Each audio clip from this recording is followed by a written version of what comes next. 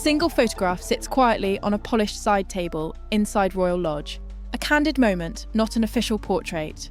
In it, Sarah Ferguson is laughing with her daughters, a gesture so unguarded it almost appears out of place in a world defined by choreography. That image, more than any headline or royal communique, captures the contradiction that has followed her for decades. She is present in the family's private frames, yet absent from its public stage. A duchess once at the centre of royal life, now living on the periphery, close enough to matter, distant enough to be denied. Under King Charles's restrained leadership, this paradox has only sharpened. He has offered her a space that is neither exile nor reinstatement, but something quieter, a kind of sanctioned proximity. Observers often question what keeps her tethered to an institution that no longer speaks her name in any formal capacity. The answer is not found in protocol, but in relationships, in the enduring bonds between mother, daughters, and the family she once married into. These ties, though informal, have become part of the monarchy's emotional architecture, particularly in an era marked by scrutiny and uncertainty. Fergie's story is no longer simply about scandal or redemption. It is about endurance. She has survived moments that would have fractured another public figure entirely. And in doing so, she has become a reflective surface, revealing the monarchy's own anxieties about consequence, loyalty, and reinvention. So the contradiction remains, steady and unresolved. How can someone so far from the institution's official life still shape its private heartbeat? And why is the crown, with all its careful boundaries, still reluctant to let her truly drift away? When the storms of the early 1990s finally receded, Sarah Ferguson faced a landscape that offered no easy welcome. Her public standing had been shaped by mistakes broadcast far beyond their moment, and the monarchy, careful as ever, stepped back. What followed was not a dramatic comeback, but the slow, deliberate work of rebuilding, a process she approached with a determination that often went unnoticed because it lacked spectacle.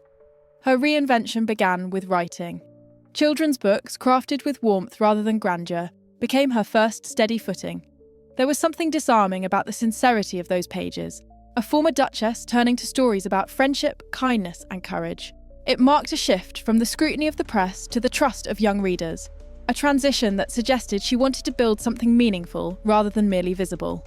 From there, she moved into public speaking and television appearances.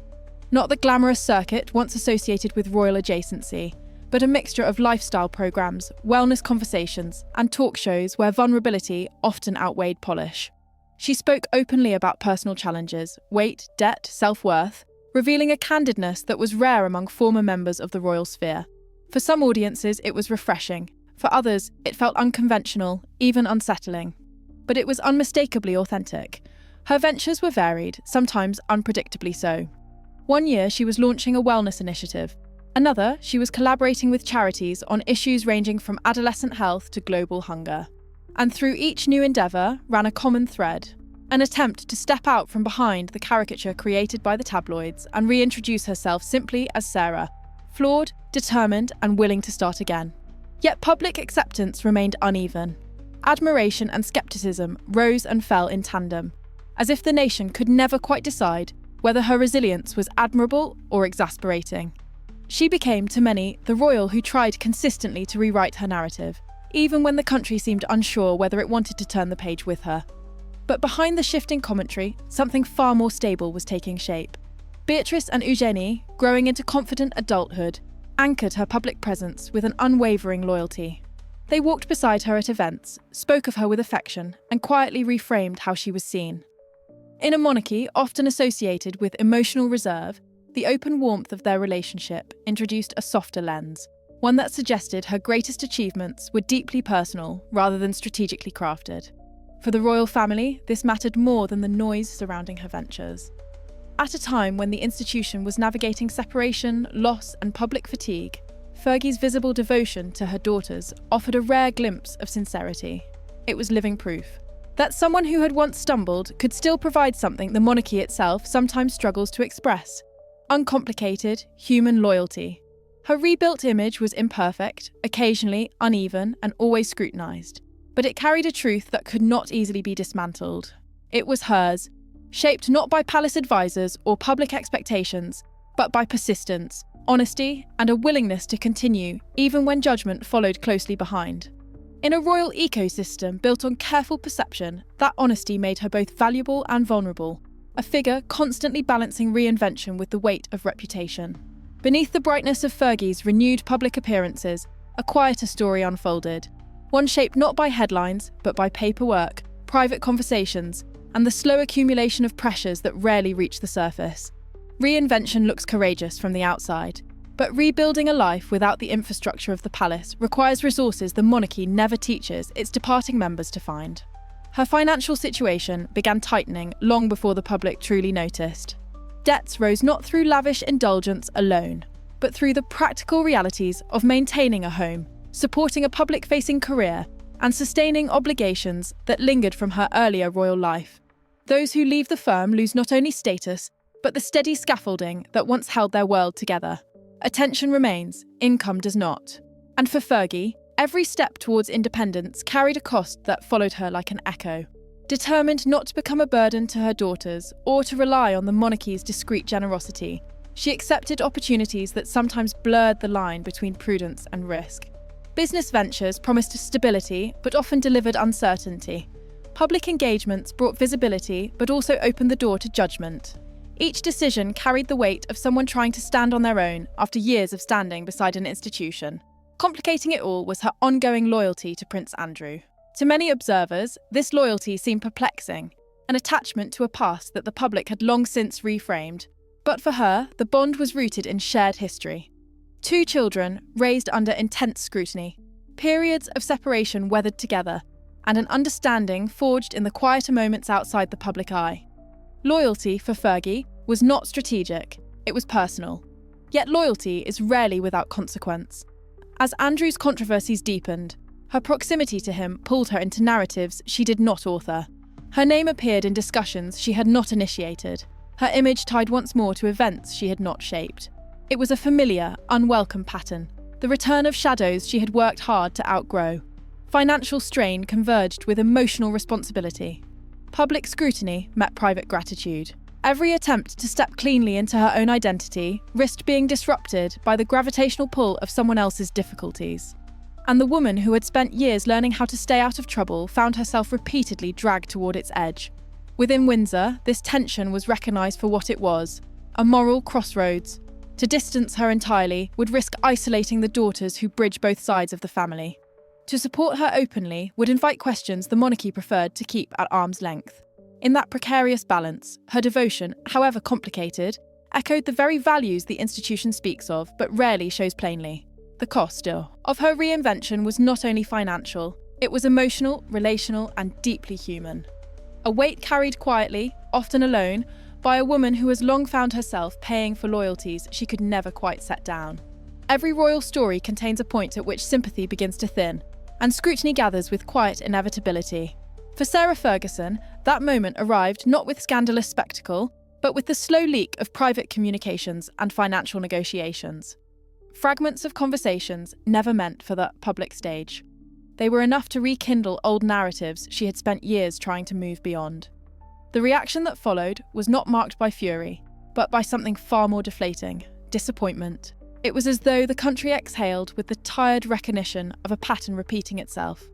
Here was a woman navigating genuine financial strain, yet once again caught in a situation that made her look as though she had misjudged the ground beneath her feet.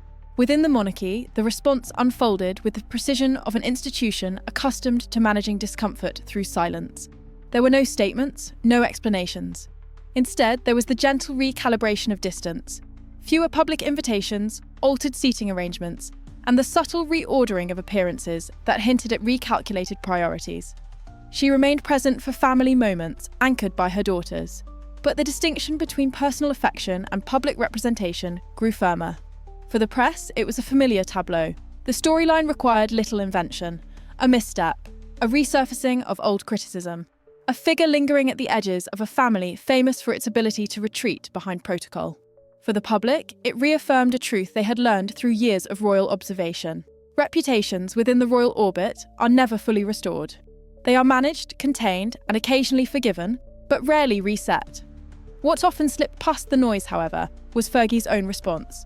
She did not redirect blame or offer elaborate justifications.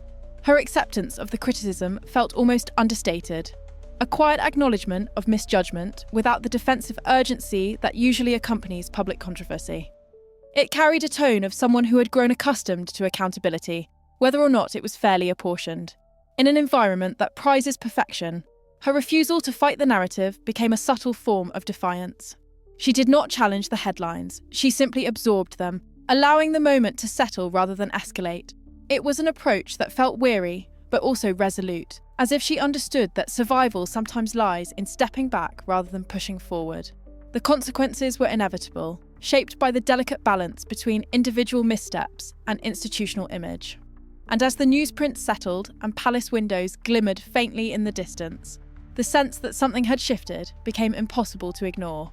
It was not a dramatic fall, nor a public severing, but a quiet closing of a door that had never been fully open. In the weeks that followed, the dust settled with the familiar quiet of a monarchy accustomed to managing discomfort without ever naming it. There were no formal reprimands, no visible ruptures, only the subtle readjustments that signal a shift in royal temperature.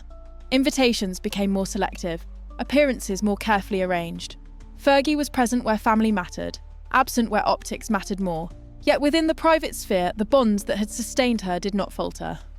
Beatrice and Eugenie, now adults navigating their own measured relationship with the institution, stood beside her with the same calm loyalty they have shown since childhood.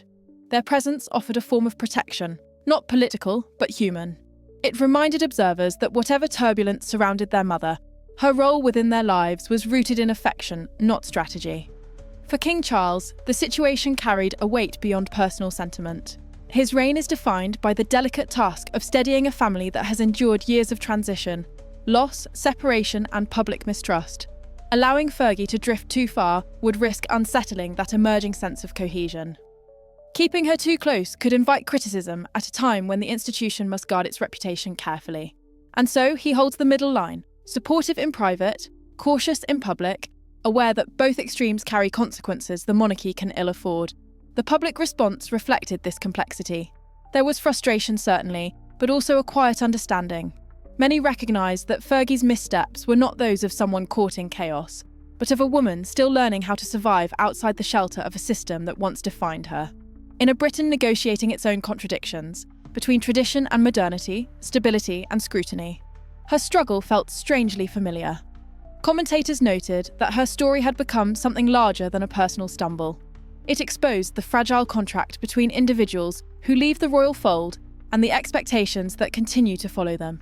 It highlighted the emotional cost of loyalty, the unpredictability of public favour, and the way private relationships become public burdens in a family built on symbol as much as blood. And within this broader landscape, Fergie's persistence took on a quieter significance. She did not retreat into indignation or attempt to rewrite the moment.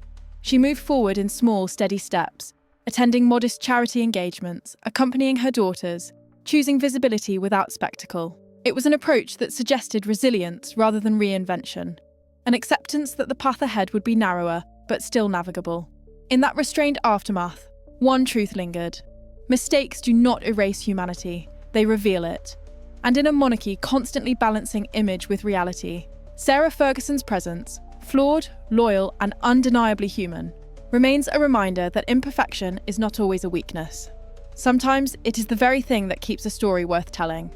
In the tranquility that follows every royal reckoning, one truth begins to settle.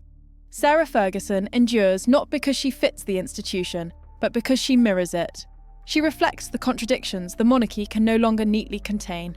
Vulnerability beside duty, misjudgment beside loyalty, and the unpolished humanity that slips through even the most careful palace choreography. She is flawed, certainly. At times impulsive, at times too trusting. Yet she remains undeniably resilient, returning again and again to the centre of a story that has tried more than once to close its chapters on her. In Fergie, the public sees not a royal archetype, but a woman navigating the long shadow of reputation with sincerity rather than strategy. For Beatrice and Eugenie, she is the constant who never faltered, even when the wider world did. Their devotion softens the harsher narratives and reveals a quieter truth about her character. That in the private spaces untouched by scrutiny, she was steady, affectionate, present. For Andrew, she represents a fragment of shared life unbroken by scandal. a connection rooted in history rather than circumstance. And for King Charles, she stands as a reminder that loyalty, complicated, imperfect, but enduring, is still a currency that matters in a family defined by lineage.